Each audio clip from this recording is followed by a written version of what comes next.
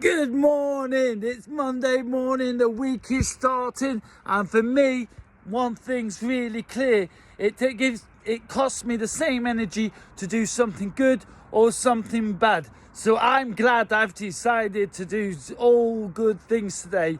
And I also know for a fact it's the same amount of energy to do something just for me or to do it for all of us, like my animals, for example, or for the rest of the world. It's the same amount of energy.